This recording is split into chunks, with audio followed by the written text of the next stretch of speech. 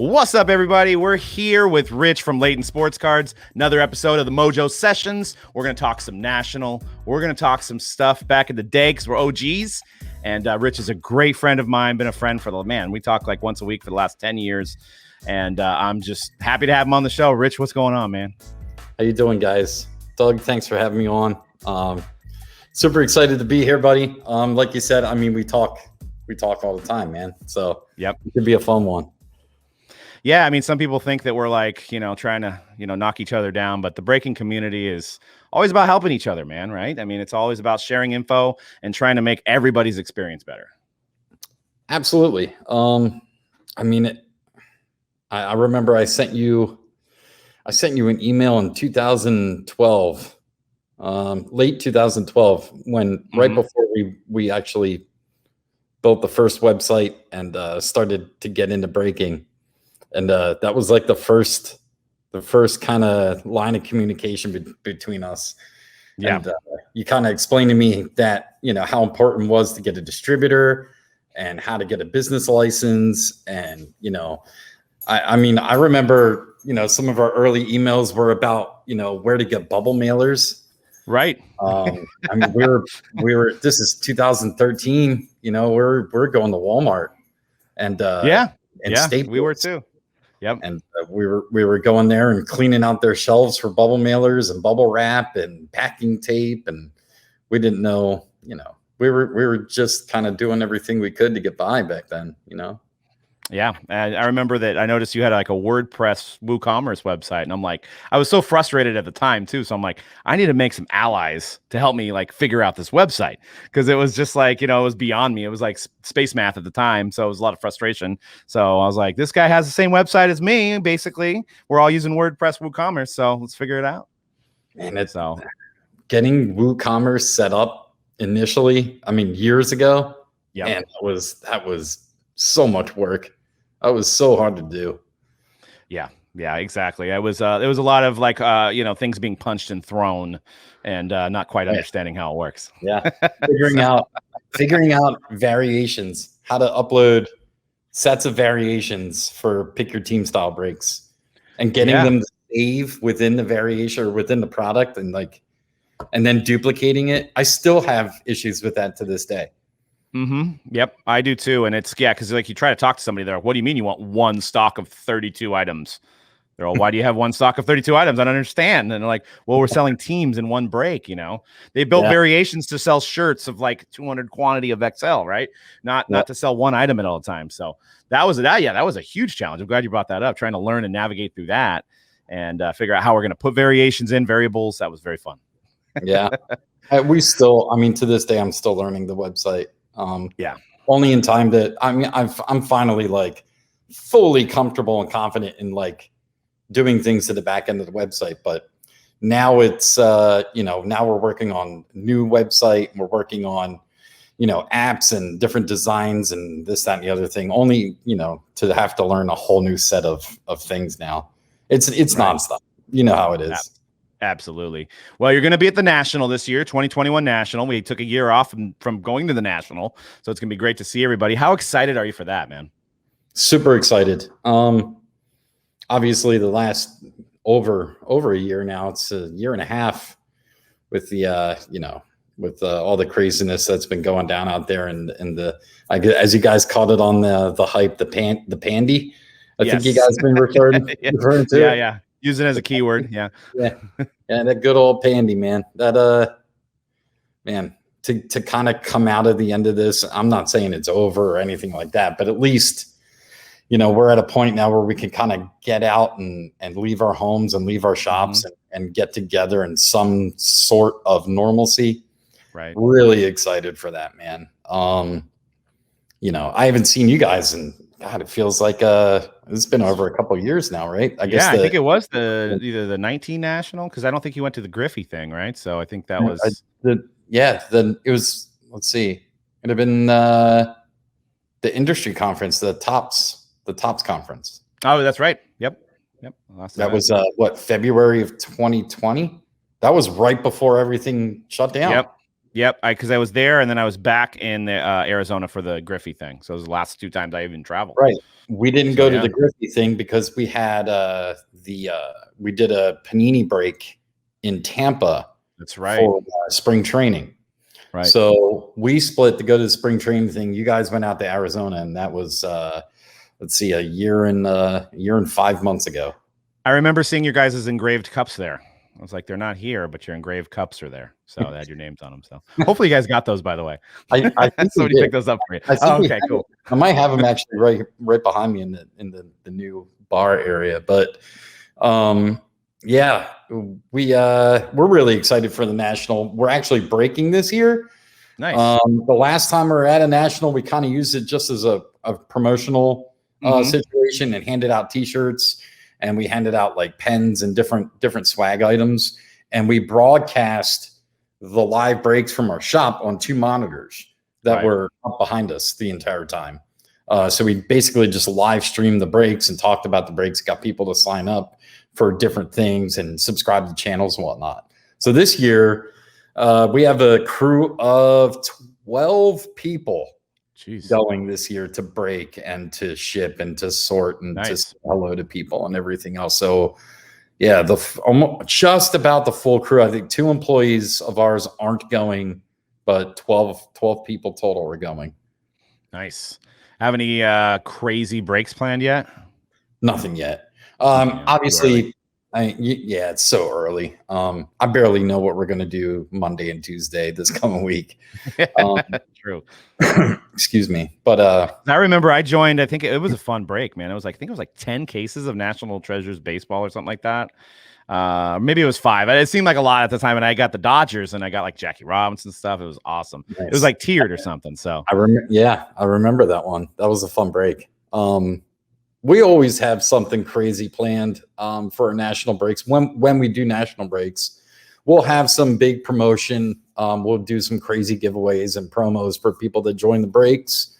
And then, of course, we always have some kind of special break lined up, whether it be, multiple cases of Flawless or National Treasures or high-end top stuff like Sterling or, whatever it might be.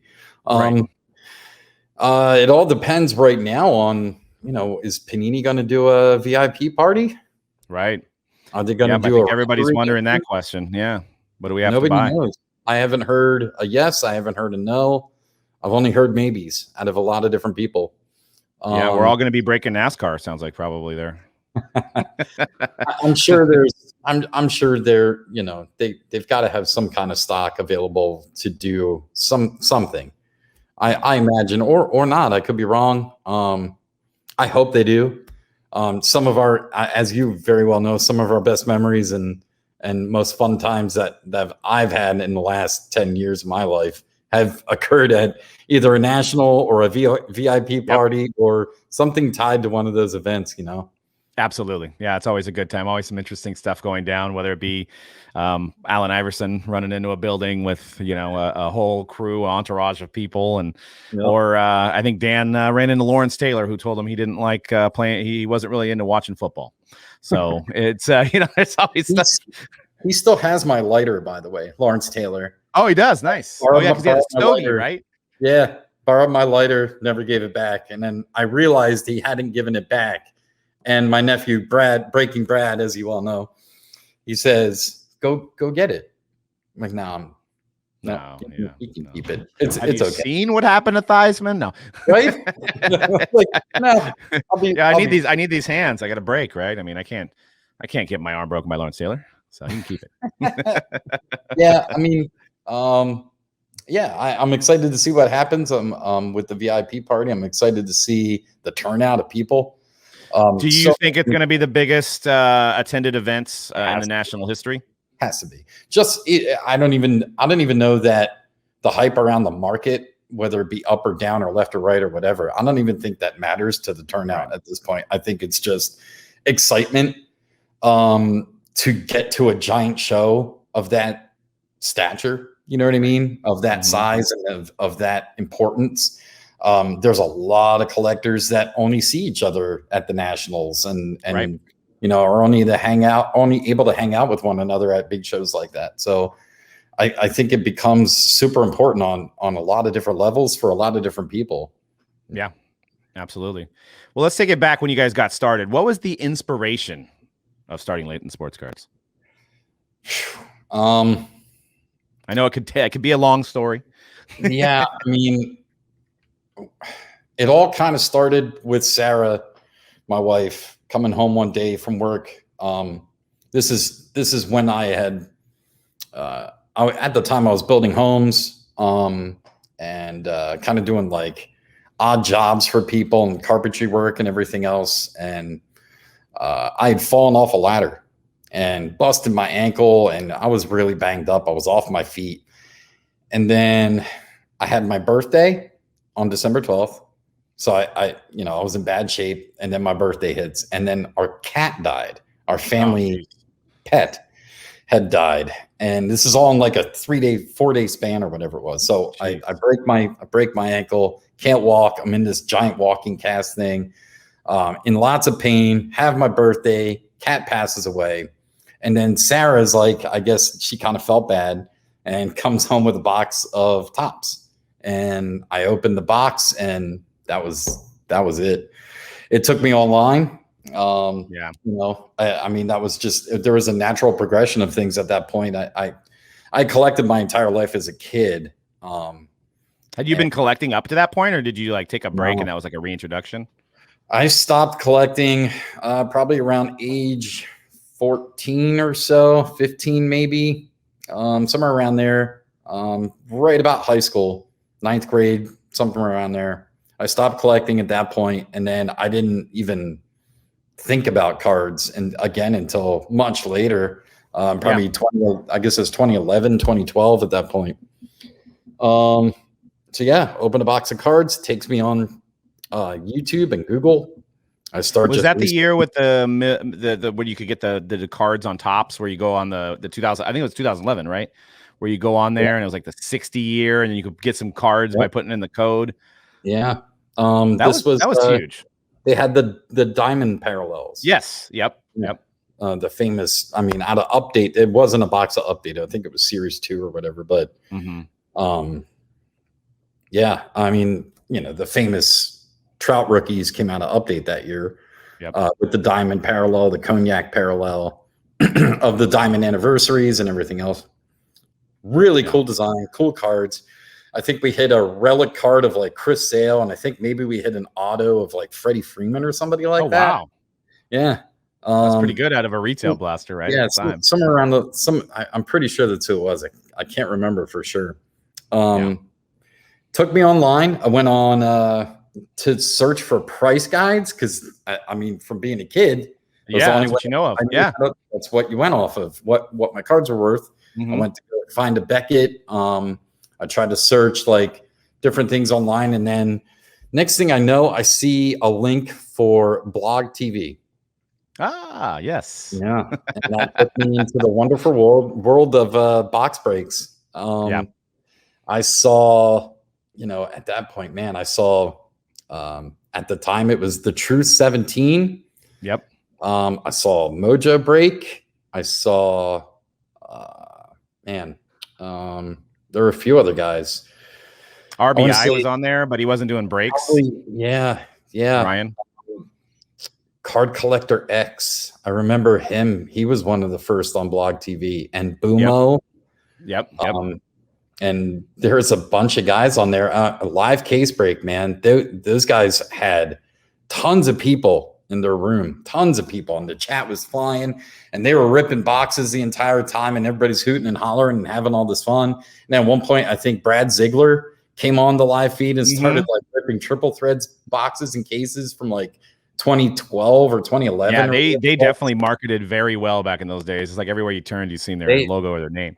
Yeah. And I mean, one thing led to another. I started watching you guys. I started watching Chad from Firehand and True 17. Started watching YouTube videos of Chris Justice and Cards Infinity.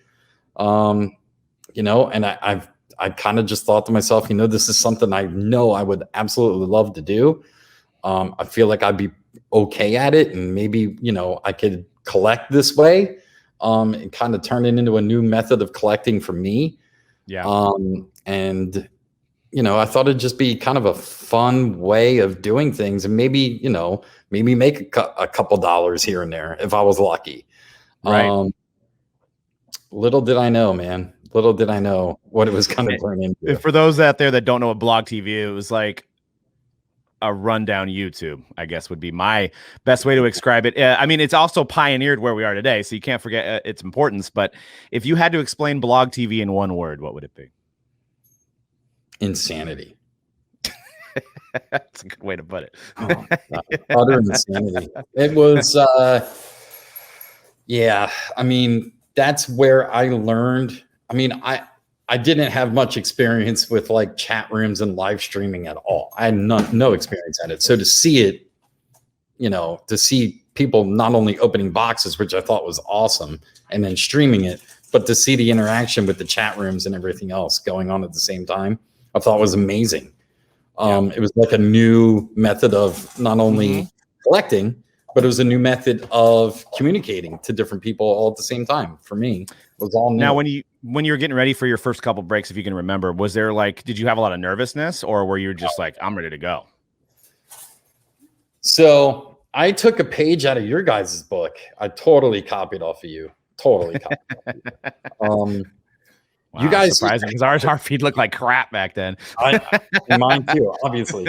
But you guys had this cardboard cutout, and it was like poster board, and you had all this stuff like kind of glued to it, and like pictures of cards, and like picture fifth grade science project. If you're out there, fifth grade science project, yes. And it was awesome. I just thought it was the coolest thing. I really did. I thought it was super cool that you guys you personalized the feed. It wasn't just a banner, and it wasn't just this a blank wall behind you or whatever, whatever everybody was using back then.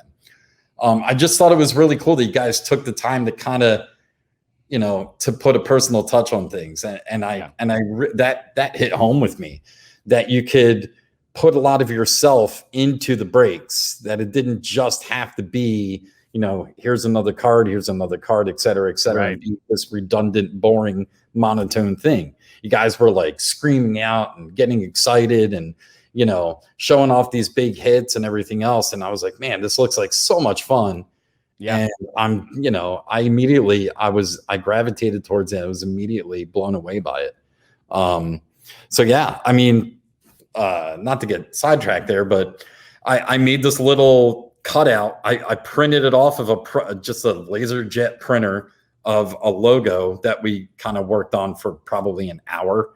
And, no focus groups or anything involved in it. We took this little piece of paper, put it on like a cardboard thing, and we hung up some jerseys on my closet door in a back bedroom. Oh, I do remember that. I remember that. Yeah. And then we put the little. I think it was a Red Sox. There was a Red Sox jersey or two in there, right? Yeah. Oh, of course. Yeah. And we hung up jerseys and kind of had that as like our backdrop, and had just one singular horrible low grade camera angle pointed down at this table that shook. The table was the shakiest table you could imagine. You just touched it and the whole table shook. It was like missing a leg or something. Exactly. It was horrible. It was this 4-legged card table, and it just shook incessantly. Yeah, I was terrified. So my hands were shaking. I was still super new to kind of being reintroduced into the hobby. So, I'm opening boxes of like 2011 or 2012 Bowman Chrome and Bowman Hobby and stuff, just single boxers. I think I remember you ripping 2011 Crown Royale, or it might have been 2012 or something. Yeah, like that. 2011 Crown Football. Yeah, that was one of our first breaks too. We're doing just one box at a time, even sometimes like a couple packs. Right. I probably gave away enough spots to where I was just losing on every break, Right. But I was still working, you know what I mean? I still had, side jobs I was doing. We had no money, believe me. We were eating ramen noodles every night, and we were struggling to get by at these times. And, we're in a tiny apartment, and, we just thought that this maybe would turn into something that we could turn into just a fun side thing, Right. Yeah. Side income. That's all it was ever meant to be. Side hustle.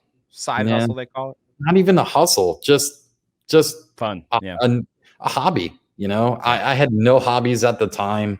I was really, I was in a pretty dark place there for a while after getting hurt, and I lost out on a lot of work, and our income dropped to next to nothing, and it was a tough time back then. So this was kind of something positive at the time that came out of it, and it definitely changed things immediately for me. I started talking to people, I started meeting people. I started sending you guys emails, and Chris Justice I reached out to a couple times back then, and I really started my best to try to network through a lot of different, breakers and card shops and everybody back then. I remember this is a great story, man. Absolutely. I was gonna say, you remember where you got your first boxes from? Because it wasn't from a distributor, right? So there was a card shop down the street from us. It was in the back of a gift shop. So it was like all Hallmark cards and like scented candles and things like that. It was and like keepsakes. It was in the strip mall right down the street from where I lived in North Cape May in New Jersey. So in the back of this shop, he had like just a wall of wax. Okay. It was a little bit overpriced. But he kind of just would stand there. He wouldn't really talk to anybody, Yeah, not very personable. I didn't know anything of what was good or what wasn't good, so I tried to do as much research as I could. As you know, back then, there wasn't a ton of information online yet. No. So you couldn't just hop on and check this and check that. You had to dig pretty deep and kind of ask a lot of different people in the hobby. Hey, is this worth getting? What am I chasing in this? You know what I mean? Yep. So I used to go down there, and then I'd buy a box here, I'd buy a box there, I'd bring it home. I'd literally take whatever I paid for the box, I'd just split it up even across X amount of spots, and that's how we did things. It worked there for a little while, and people were getting into it, and more it grew, the more product I needed. So I went down to the card shop one day, and I said, hey, man, I could come in here and kind of just live stream from your shop.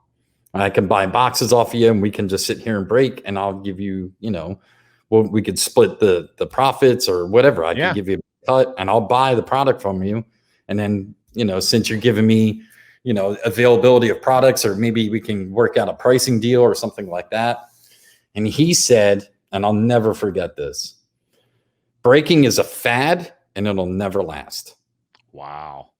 And that was it. I said, oh, okay. And, I said, you're absolutely sure? Like, you don't want to work out some kind of a deal or a promotion or anything at all? And he said, no, I don't want anything to do with this. And that was it. And where is he today? I have absolutely no idea. Right. Yeah. He was a decent guy, and him and his wife ran the shop. The last time we were in North Cape May, the shop wasn't that storefront was not there. It's a liquor store now.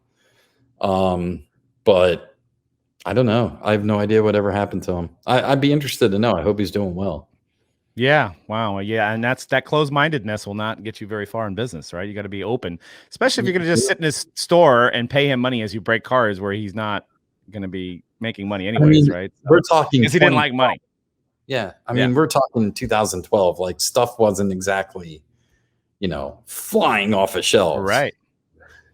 Funny thing is that those things you use as motivation though too, right? It's like absolutely. It kind of because I have a story of a well-known card shop owner in this area, and he's actually a friend of mine now, and I bring it up with him and I joke. But I was still working in my day job, which was S&G. I was selling carpet, and I would go into the distributor on release days and pick up my like 6 boxes or my case or whatever. And he saw me and they introduced me to him, and he's a box breaker, and he looked at me and he goes, well, what do you do for your real job? And I was like, what, you mean I can't do this for a real job? And I'm like, well, I do work full time. So he was right. Yeah. So it was viewed as a fad. It was a fad. That's I'm sure there's still a small percentage of shop owners and collectors and people out there that still think that way, that, that it's a problem, or that it's this, this thing that needs to go away, or whatever it might be. But, I think, we've been really persistent over the years and going to industry summit after summit and conference after conference, and really pushing to try to be at the forefront of the industry for years and years. And as we all know, I mean, you guys and us and a handful of other breakers out there that have been through it since 2011, 2012, we all got pretty bloody being first to go through that wall. Oh, yeah. We all did. We all took, I mean, we still do to some degree, but we all took a lot of heat, and we took a lot of negativity, and we took a lot of naysaying for a long time. It wasn't just until, I mean, you were there. It wasn't just until the one of the 2019 or 2020 Tops Industry Conference, where on the main screen at the beginning of the show, it said case breakers. Yeah, I know. Yeah, they never recognized it until I remember mentioning that to you. I was like, right, holy crap. Right. I guess we're for real now. You know what I mean? That was just recently. That's only a couple of years old. Right. After breaking for like 7-8 years straight, Well, and you see me sometimes fight this battle, but I feel like the rhetoric has kind of gone away, which is, like where the shop is like complaining about their allocation, and the reason why they don't get allocation is because of a case breaker. Right. Mm-hmm. And it's just like, just throwing shade in a segment of people that are hustling. It's not like the case breaker was just given an allocation of product. It was like, no, they spend money, and they were loyal, and they spent money over a period of time. That's why they get that allocation that might be more than yours. So, right. And I don't see that rhetoric as much anymore. It used to be like always blaming the case breakers, but I'd say over the last like year or so, I haven't seen that in a while. So maybe it's finally coming around. We're working together, Well, I mean, if you look at the overall scope of what's going on in the industry right now, I mean, what they don't tend to pay attention to is the fact that the other very large shops are also crushing it right now. Right. Exactly. They're crushing it, and they're doing better than they have in many, many years. They're not complaining about breakers, but there are, there's always just going to be a number of people that, in any industry, not just this industry, that they want to find somebody to blame for their problems. And maybe they just, it's hard for them to gain the motivation to get out there and try to find different, ways of progressing or getting better within their line of work. I mean, it's, how it is, man. It's a tough world, and it is dog eat dog. And if, you don't have that competitive edge, sometimes you can get swallowed up pretty quick. Yeah. And I mean, I think I can agree, and I'm sure you can agree here, that, the distributors we work with, I don't think anybody is given an allocation that they don't deserve. Right. I mean, it's all based on, and I know guys say, hey, I've been doing business for 30 years. You should take that into consideration. But it's, it's all about what you spend now. And if you earn what you get, you're breaking it. You're spending the money. You're getting what you get, and you're keeping your customers happy. And that's the one way to kind of move up. And like I said, there's not somebody that just started in their mom's basement. I mean, if we had somebody like Mark Wahlberg, obviously that would be the easiest thing, to just give him like 100 cases for Card Boys, right? That he didn't get anything. He's not doing breaks. They're not doing breaks, right? So it's like, whoever you are doesn't really matter. It's the amount of spend you have with distributors. Sure. So. And I mean, it's not just the spend, but I mean, I'm getting cut on products all the time. Yeah. So I think it's not only the spend, but it's your ability to have multiple connections in the industry that you can trust, and that trust you, that you've done business with before, that are willing to, I mean, you've got to have connections besides just one or two distributors. At least to be at a larger level, you really do. Even at smaller levels, the more people and ways you have of getting product, the better off you're always going to be. Yep. And I think the number one thing is passion. If you have the passion to push through and get more product, you will make it happen. You will get the products that your customers want. So let's go back to the beginning again. When you guys first started breaking, were you only doing baseball and football? How long did it take you to do like other sports? That's a good question.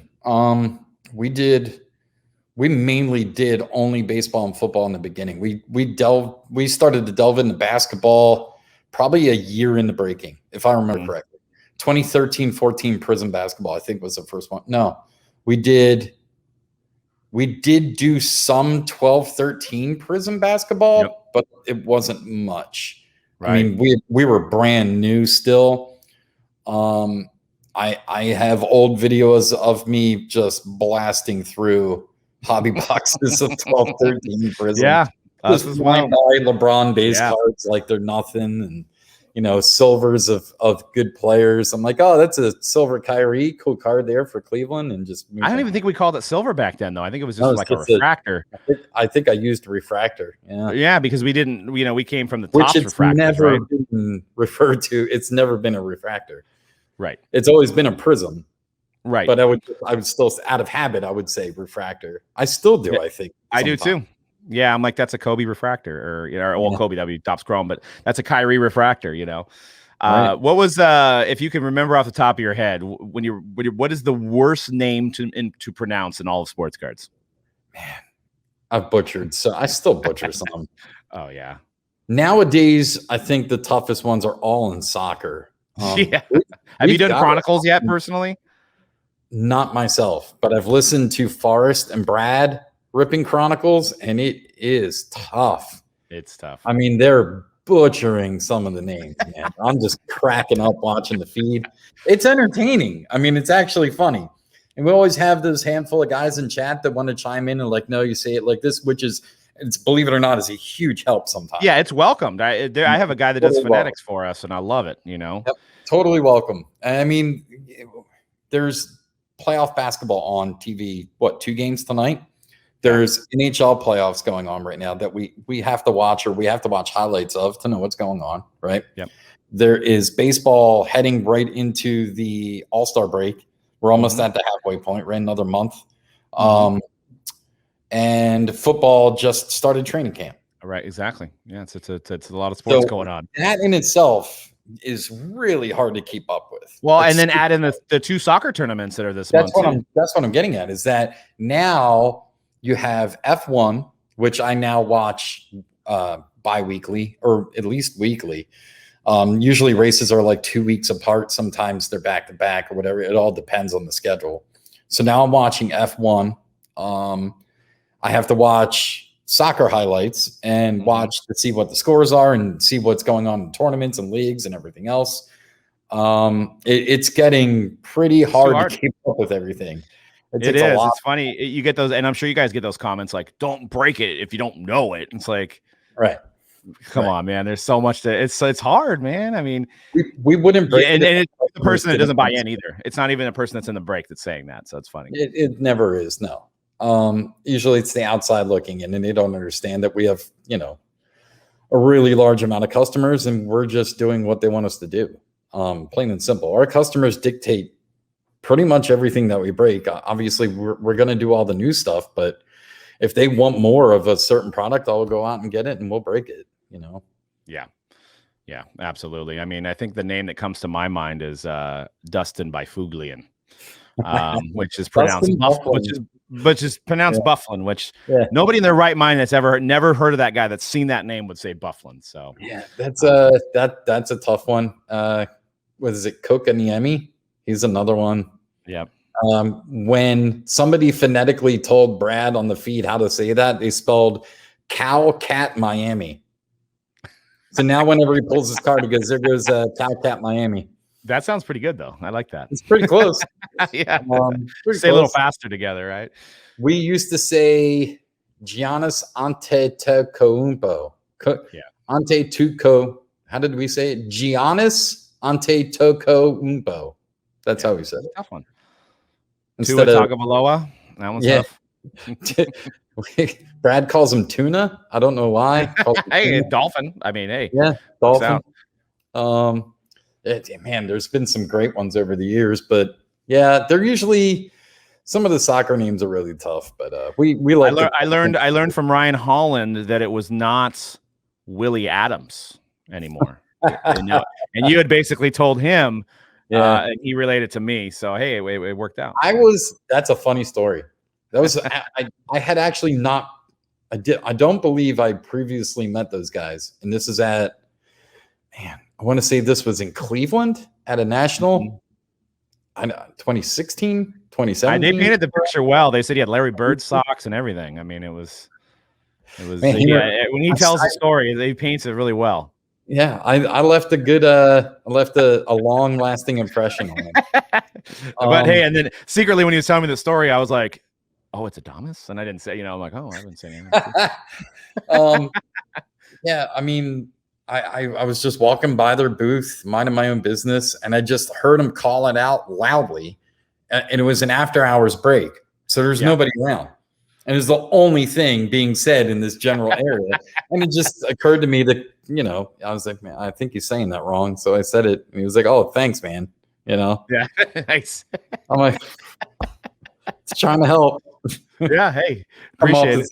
This big jerk, Like, who does this guy think he is, He must not be a Boston Celtic fan. I'm a big fan. I'm a big fan of those guys. They do a good job. So they are awesome.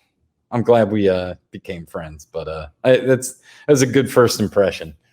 Yeah, absolutely. They're one of the better guys in this industry for sure, and a fellow Tesla fan. Can't go wrong with that. So, what's your favorite? If you could only break one product forever, like one product line, what is your favorite product personally to break? It's got to be Transcendent. Yeah, it has to be. I mean, in the beginning, Transcendent was just in a world of its own. Now that we've done it for, 5 years now, 2016 was the first year. There's been a couple products that I think we probably could have done without, or at least done with a different version of it per se.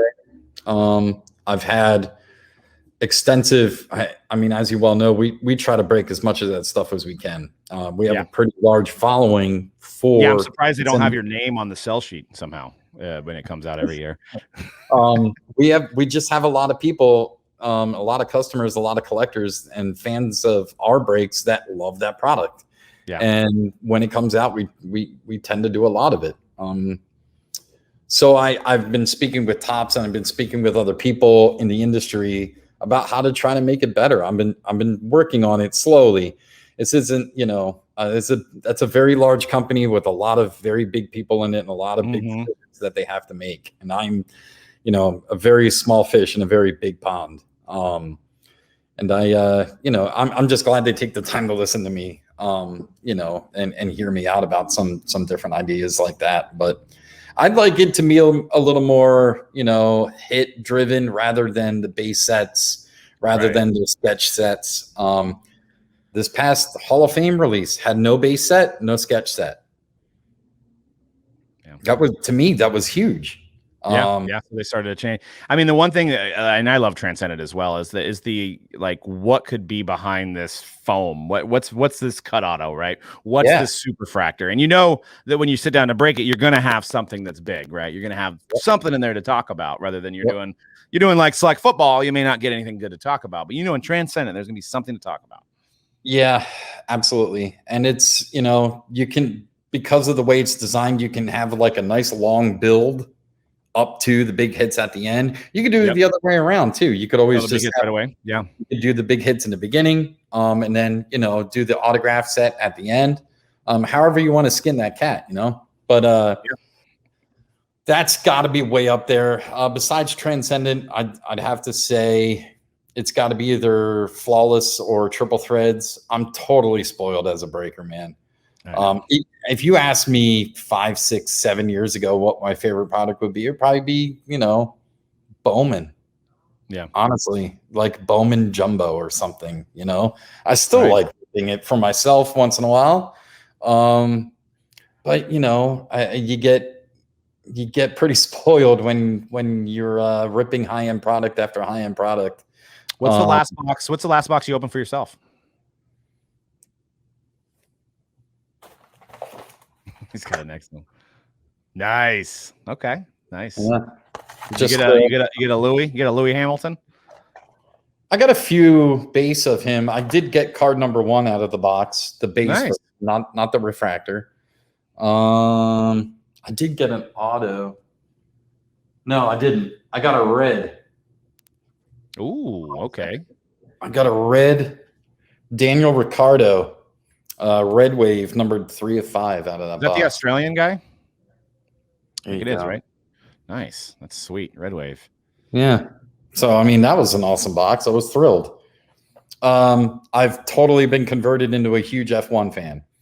I used to be, I mean, I'm still kind of a NASCAR fan. I don't follow it very closely like I used to years ago.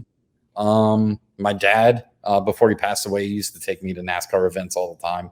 Sweet. So yeah, I mean, we had a great time. It was a lot of fun. But now, with the emergence of F1 cards and Topps producing them, huge fan of F1 now. It's crazy. I just pulled. I haven't done too many of them, but I did a couple breaks on stream, and I pulled the Hamilton variation, right? And I'm like, oh, sweet. It's got to be worth a couple $100. It looks like $2,500 is the last one sold for, and it's just like, what the hell? Yeah.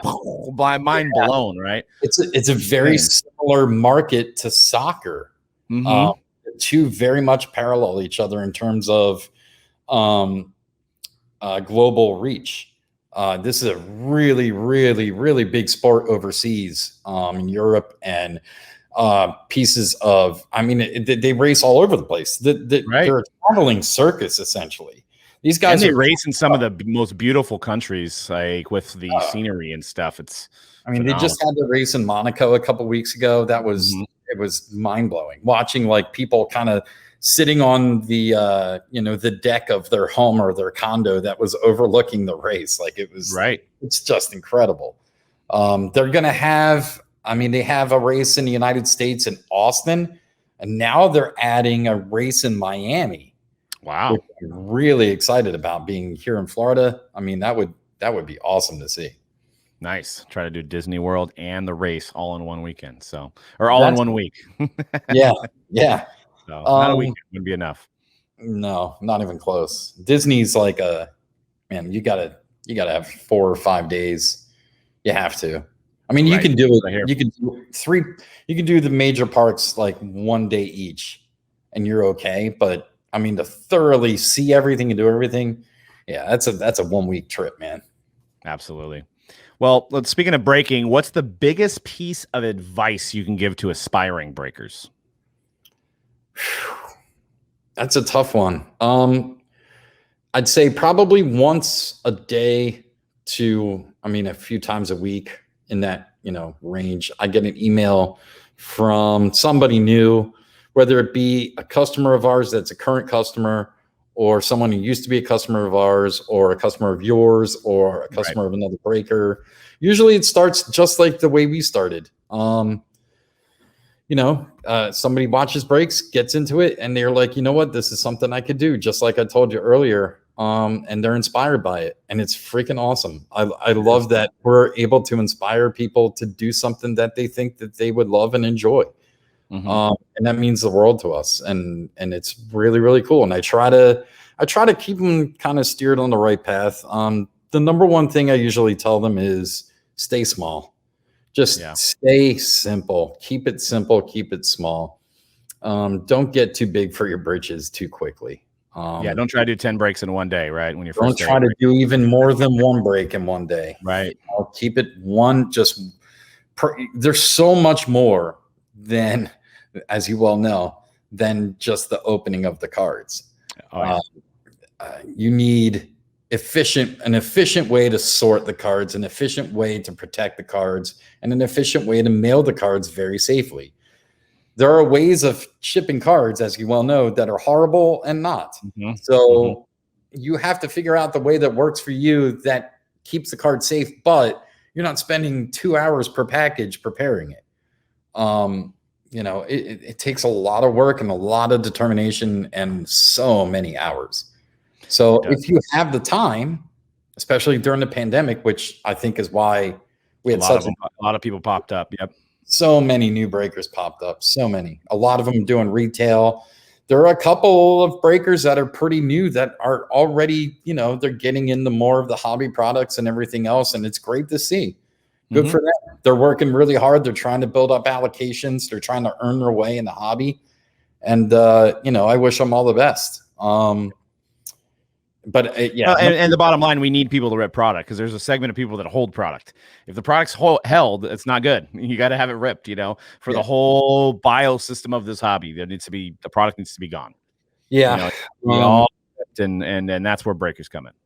Yeah. I mean, we want people not only buying into breaks, but just buying boxes from their local card shops and buying boxes. I mean, from websites that they trust and different internet retailers and, even off of eBay and Amazon and everywhere they feel comfortable and a trusted source of where they can get their products from. Boxes are meant to be open, man. And the more that get open, the harder it is to get the products, and the more the singles are going to go up. It's the driving force behind our industry. In terms of getting product open. Seal wax is seal wax, and it's great. There's people that like to collect it, the prospect on it, but without the product being open, there's no singles on the market to dictate whether the product is good or not. Exactly. And people using break videos to determine if they want to go into that local card store and buy the box, right? Maybe that's not for me. It doesn't have as many autographs, or maybe it has too many parallels, and that's not my cup tea. I mean, let's face it, we have so many. I mean, each year of products has 50, 60 different products. So, there's something for everybody if you're a football fan, baseball fan, basketball fan.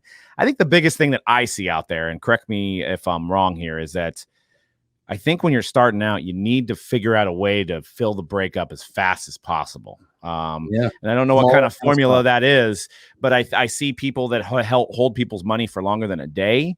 Yeah. And we're in the Amazon world now, right? You're ordering something, you're getting it next day to your door. So nobody wants to give somebody $15 for a team and then wait 2 weeks before it breaks. So I don't know the exact formula other than being on social media and trying to connect with people, but you got to fill the breaks as fast as possible.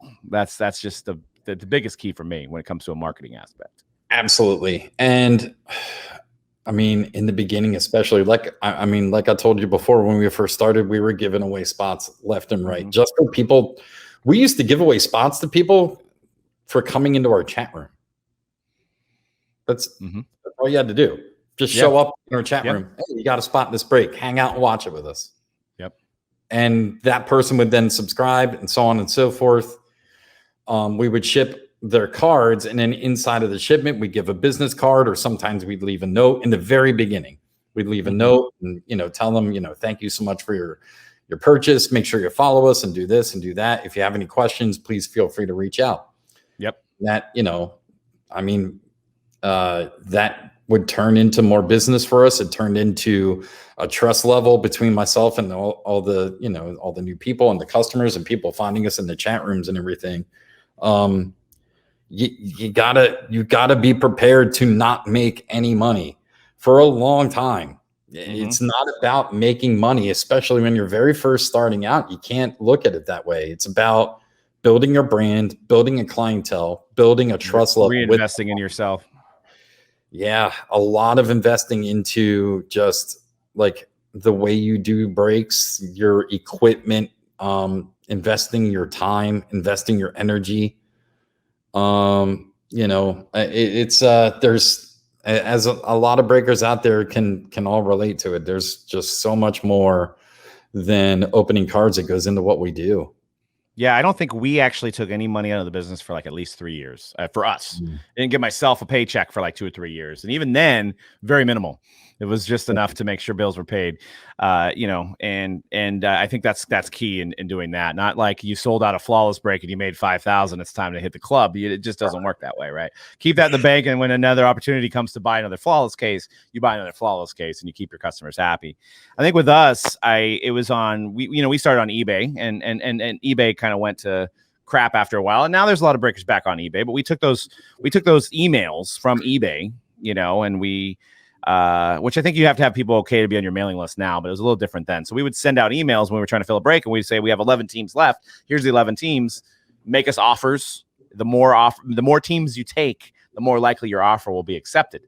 So It was just like, continuing to try to grind on those teams. And, there'd be people that'd be like, I'll take all the 10 of these teams for $100. I'd be like, sure.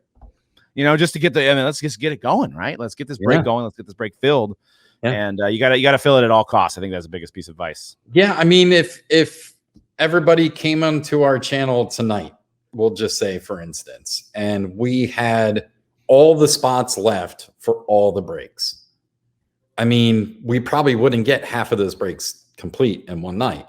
Probably, maybe, I don't know. Right. But the reason, I mean, when we got to a certain level, probably what, 2016, 2017, probably, I'd say even until 2017, I remember sitting on the feed until 3, 4, 5 in the morning. Oh yeah. In the shop for 14, 15 hours that day. And I'm sitting there begging and pleading people to, buy a spot. It's 50% off. I'm trying everything I could. Guys, if you buy this spot, I'll give you a free spot in this one tomorrow. I did everything I could to get people to join in and enjoy break with us. To a certain degree. We were giving stuff away. We were doing everything we could, attaching promo packs or different promos to just selling out one break. We would give away a jersey or whatever. Probably gave away about 500 Todd Gurley autographed jerseys over the years. Mm-hmm. It's unbelievable, man. Todd Gurley signed a lot. Yeah. There's distributors that would, they would sell you a case of product if you you would get a Todd Gurley jersey or whatever. Man, we had so many damn Todd Gurley jerseys. I felt like every break we were giving away a Todd Gurley jersey. It was so fun. Yeah, and you know what? It's funny. You definitely reminded me about those nights. And the wife, are you coming home? No, I know. I still got some spots left, right? Yeah. I mean, fortunately, we haven't had those kind of nights in a while, and I'm sure you can attest to that. But it does really, you really appreciate those people that stuck with you in those times, and are like, I'll take another team, and or I'll, let's get this thing filled up. I'll buy this 5 spots, and but the key is just staying on that feed and just. You can't go, I'm going to bed. Yeah. You can't, when people are sitting there, they're all waiting for you to break it. They've already put their money in. You can't let them down either. You know what I mean? And that's what's a bit great about the community. There's a lot of breakers out there that don't understand what it's like for the hobby to not be scorching hot. Right. I mean, if you entered this hobby within the last 2 years, you don't understand what it's like to not be able to fill a break. Right. At least on a regular basis. Sure.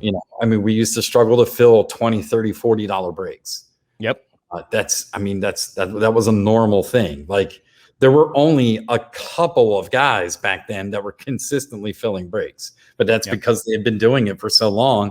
They had done the work. They put in the time already, and we were still we were still earning our chops, we were still learning our way and kind of, building up the followings and everything. There's a ton of people out there that don't realize what it's like to work on 5 and 10% margins. That was the norm. Or negative 5 or 10% margins. Or negative 20, or negative 50.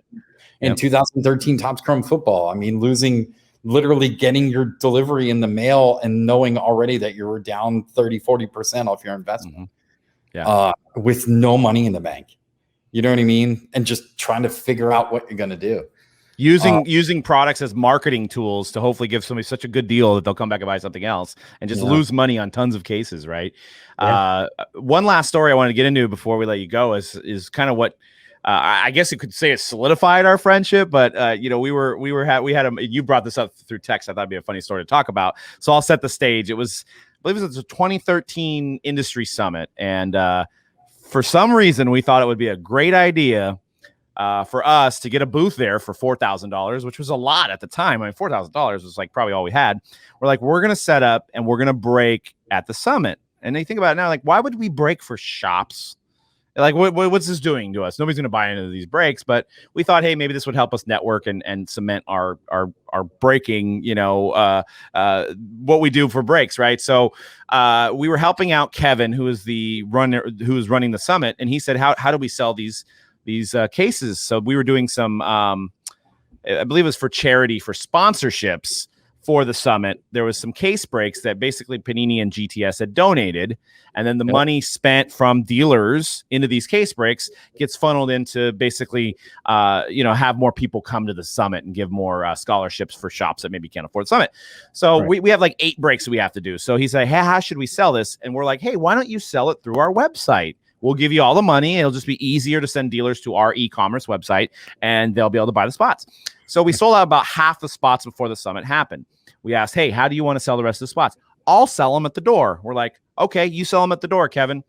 So we go to start performing these breaks, and we realize that whoever was selling the spots at the door had completely oversold and overbooked everything. And it was just an absolute nightmare. So we're performing these breaks, and this is actually a couple nights in Vegas. You're tired. You've had maybe a few too many, going to bed at 2 or 3 in the morning, trying to win some money on slots. And people are telling us that we are just pieces of crap. We ruined their trip. and it's just like ghost in a headlight. It was one of those moments in my life that I just wanted to run. I just wanted to turn. There was 50 people at our booth watching these breaks, hoping for some cards. And I just wanted to literally just run away and drink more beer. And, you guys stepped in and helped us sort and helped us get through this event. And, I'm forever in debt for you for that. I mean, and that's kind of, as I say, I was kind of what you could have watched as a competing business. You could have just went let me watch these guys fail, because they're obviously failing in front of everybody. And you guys didn't. You came in and you helped us out. So that was absolutely, man. I mean, there was no choice. I saw what was going on, and I thought to myself, and I remember talking to Sarah about it. She was there with us, and we felt horrible. First off, we saw the look in Dan's eyes. And I mean, he was legitimately on the verge of tears. He was actually handing out refunds through our PayPal. Right. And I think it was one of those things where PayPal wasn't working at the same time too. So he had there was a lady, and I can't remember her name, but I think she follows me now, which is even funnier. Is that she was the one that she said, for one, I thought these cases were loaded from Panini, loaded. And for 2, you ruined my trip. I could have been doing something else for this last 3 hours. I remember that. So well. And I think that's what Dan was just all the color came out of his face. And he said, I want to go home. He looked me dead in the eye. And said, Rich, I want to go home. I'm like, Dan, we gotta hang here and get this done, man. We're gonna struggle through it, and we're gonna get it done. I said, I'll be right back. We were whatever it was, we were finishing up something or other, and they had basically cleared the room at that point, and you were allowed to start breaking your stuff down. And you guys had all those cards sitting there, and you didn't know where half of them were going. This could be, I don't know where this goes and this goes. And because you don't know. There's 2 people saying they have the team. Exactly. I bought the Colts. Exactly. No, I bought the Colts. And you're like, well, and this was all because the person at the figure out the logistics of what card went where and to whom. Yeah. So while you were doing that, you still had people wanted their cards right away. Right. So of course. All these people lined up to get the cards, and there was just cards everywhere. They weren't sorted. Nothing was done. Well, because on top of that, they gave us 8 breaks to do in 3 hours or something like that. And there was a lot of base heavy breaks. And then we were getting pressure to say, you need to hurry up.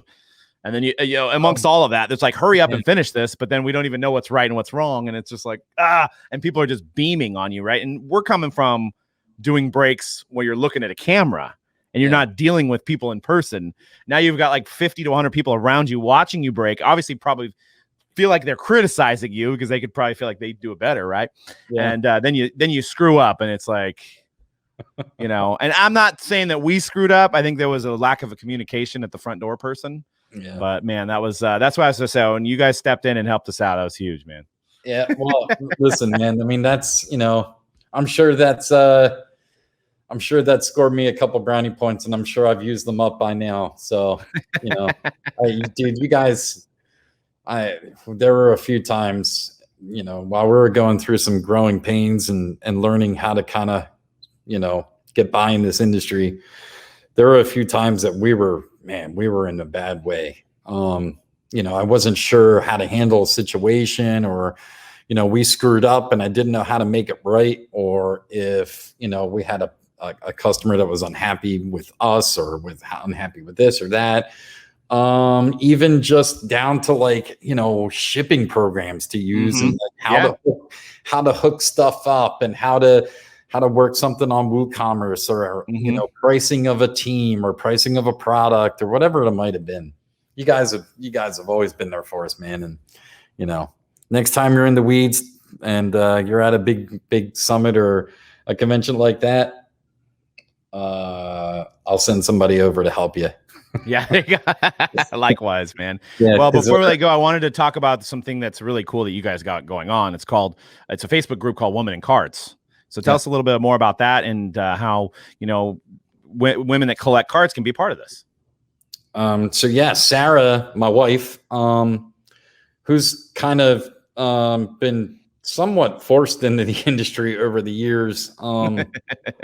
She is the best, and without her, Layton Sports Cards doesn't, it just doesn't exist at this point. She's been just an absolute monster in terms of handling things behind the scenes and making sure things get done. But she's learned a lot during that process, and she started a Facebook group privately for women that are in the industry or in collecting. They don't have to be, actually in the industry job wise or anything like that, but it's for just a safe place for female collectors to go and share their experiences with each other.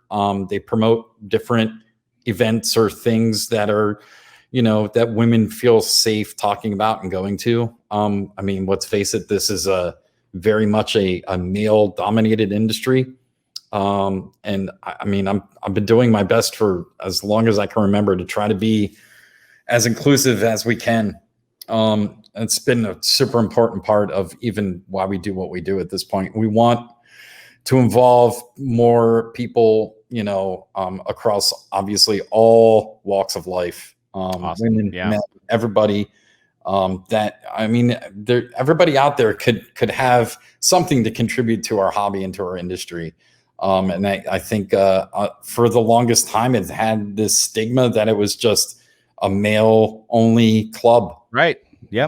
And it still does in some circles. And it's frustrating to see. And it's frustrating to see my wife, have to see I hear stories all the time from that group, and, it's sad. I know it's a sad where a few individuals act when it comes to somebody wants to talk about cards, and then the replies that you get, right? It's just, come on. So I think there's a great there's a woman's podcast now. I think Suze is doing a series of women in collecting podcasts, I believe. I saw that come up. There's a woman on YouTube. Her name is, I want to say She Collects Cards. Mm-hmm. And she's awesome. She puts out some great content. We've been watching her YouTube channel for a while. She has a podcast that is also a women in the industry podcast. So it's just awesome to see more diversity and more awareness of the diversity in our industry going on these days with YouTube channels, Facebook groups, and everything else. So yeah, if there's any female collectors or female people in the industry that work within our industry or have something card related that they can relate to, they can look up the Facebook group Women in Cards and request to join. And like I said, Sarah's one of the founding members of it, and I believe Ty from the Bullpen. Oh yeah, she's also great. One of the, Ty's awesome. She's the best, and Mitch out there at the Bullpen. Good friends of ours, and they've created kind of a safe place for them to go where they can trade and talk and do whatever, and kind of get to know one another and have some inclusion within the industry in a safe space. That's awesome. All right. Before we let you go, people can find you at LaytonSportsCards.com for the breaks, and then your Twitter and your Instagram is at Rich Layton 42, if I remember correctly. Twitter is at Layton Sports, and then Instagram is Layton Sports Cards. There you go. I remember the old one. Just cracked 40,000 subs on YouTube. Nice. That's big, man. That's huge. Congrats on that. That is absolutely bananas. Yeah. You know, it's totally a flattering thing, and you know, we can't wait to keep growing. And obviously, without guys like you and all the other guys I mentioned earlier, you know, we don't exist. So all the props belong to you guys, and you know, we wouldn't be here without you. Well, it's good to hear, man. Well, this was a fun conversation. We need to do this more often. Can't wait to see you guys at the National too, man. We'll have 1, 2, or 3. I mean, we'll have Double Down Dan in the house, and we'll have Sippy Cup, and we'll have some fun, man. Yeah, I can't wait, bud. And make sure you say hi to the family and everybody over there in the Mojo crew. And I can't wait to see you guys, man.